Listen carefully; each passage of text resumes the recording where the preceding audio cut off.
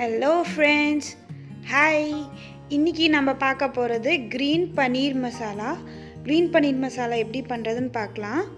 ஏற்கனவே இன்க்ரீடியன்ட்ஸ் எடுத்து வச்சுருக்கேன். இது சில்லி பவுடர், இது கரம் மசாலா, மஞ்சத்தூள், கொரியாண்டர் பவுடர், இது ஜீரக பவுடர், நானே வறுத்து அரைச்சி வச்ச பவுடர்.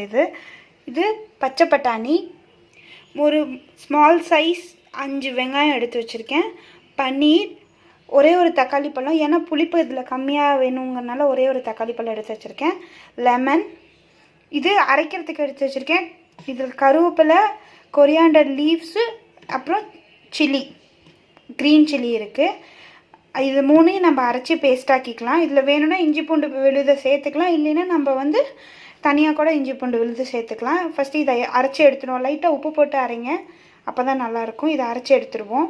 இதில் ஒரே ஒரு பிரியாணி இலை, ஒரு பட்டை, 3 கிராம்பு எடுத்து வச்சுருக்கேன். எண்ணெய் 2 டேபிள் ஸ்பூன் ஊற்றிருக்கேன். அப்புறம் இதை போட்டு பொரிஞ்சிருங்க போட்டுக்கலாம்.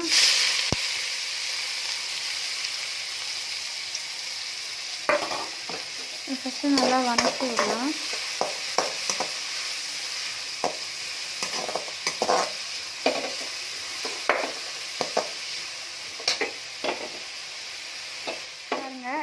இப்போ லைட் ப்ரௌன் கலரில் இருக்குது.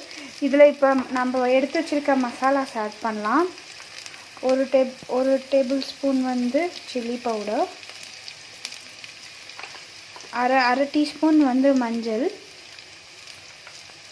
2 டேபிள் ஸ்பூன் கரம் மசாலா,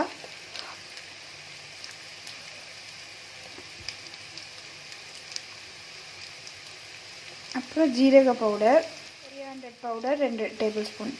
அது 2.5 டேபிள் ஸ்பூன் கூட போடுங்க. கொரியாண்டர் பவுடர் நீங்கள் இன்னும் கொஞ்சம் ஜாஸ்தி போடுறப்ப உங்களுக்கு நல்லா ஃப்ளேவர் கொடுக்கும். ப்ளஸ் காரம் பார்த்துக்கிட்டு அதுக்கேற்ற மாதிரி கொரியாண்டர் பவுடர் போடுங்க. இது தண்ணி வேணும்னா தண்ணி ஊற்றிக்கோங்க.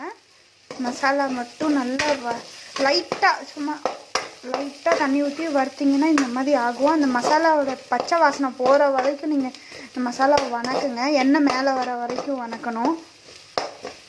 அப்படியே வணங்கட்டும் கொஞ்ச நேரம். லைட்டாக பாருங்கள், சைட்லலாம் எண்ணெய் வருது.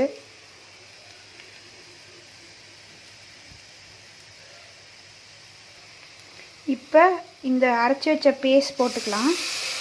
கருவேப்பிலை, கொத்தமல்லி, பச்சை மிளகாய் அரைச்சி வச்சா இல்லையா, அந்த பேஸ்ட்டையும் போட்டு நல்லா கலரி விட்டுக்கலாம்.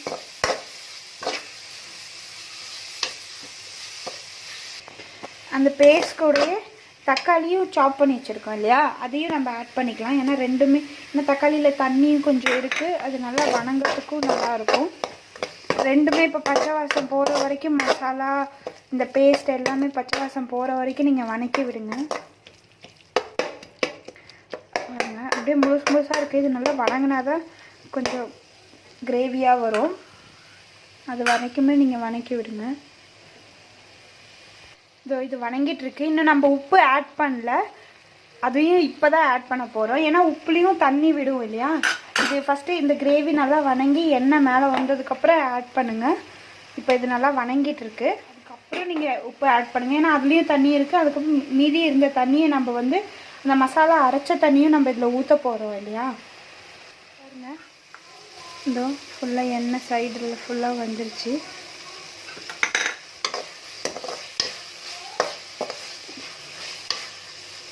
இப்போ இதில் நம்ம வேணுங்கிற அளவுக்கு தண்ணி ஆட் பண்ணிக்கலாம். உங்களுக்கு எவ்வளோ வேணும், கிரேவி ரொம்ப கிரேவியாக வேணும்னா கம்மியாக ஆட் பண்ணிக்கோங்க.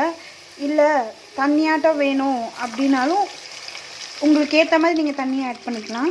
ஏன்னா தண்ணி கொஞ்சம் உங்களுக்கு எவ்வளோ வேணுமோ அதுக்கேற்ற கொஞ்சம் ஜாஸ்தி தண்ணி ஆட் பண்ணுங்கள். ஏன்னா இதை கொதிக்கிறதுக்கு டைம் வேணும் இல்லையா, அதனால தான் சொல்கிறேன். இது பாருங்கள், ஆல்ரெடி எண்ணெய் மேலே வந்த மாதிரி இருக்குது. இது இன்னும் கொதிக்கணும். இப்போ இந்த தண்ணி கொதிக்கிறப்பயே நம்ம பட்டாணி எடுத்து வச்சுருக்கோம், அந்த பச்சை பட்டாணி இதில் ஆட் பண்ணிடலாம். நான் அதையே ஆட் பண்ணிட்டேன். அது ஒரு 50 கிராம் தான் எடுத்து வச்சுருக்கேன். என்னோடய பன்னீர் 200 கிராம் பன்னீர் எடுத்து வச்சுருக்கனால பச்சை பட்டாணி ஒரு 50 கிராம் எடுத்து வச்சுருக்கேன். பாருங்கள், இந்த தண்ணி கொதிக்கிறப்பயே அந்த பச்சை பட்டாணியும் வெந்துடும். இல்லை உங்களுக்கு சீக்கிரம் இது பண்ணணும் அப்படின்னா பச்சை பட்டாணியை வந்து நீங்கள் ஒரு டைம் வேக வச்சு கூட எடுத்து வச்சுக்கலாம். அதுவும் ஈஸி தான். இதோ நல்லா கொதிக்குது.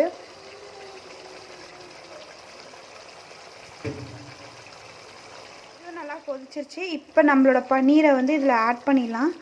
லைட்டாக போடுங்க, இல்லைன்னா பன்னீரும் உடையும். பன்னீர் போட்டுட்டு நீங்கள் கலரி விடுறப்ப ரொம்ப ஜாக்கிரதையாக கலரி விடணும். ஏன்னா இதை நம்ம ஃப்ரை பண்ணலை. ஃபஸ்ட்டே ஃப்ரை பண்ணோம் அப்படின்னா உடையிறதுக்கு அதிகமாக வாய்ப்பில்லை. இது வந்து நம்ம ஃப்ரை பண்ணாததுனால சீக்கிரம் உடஞ்சிரும்.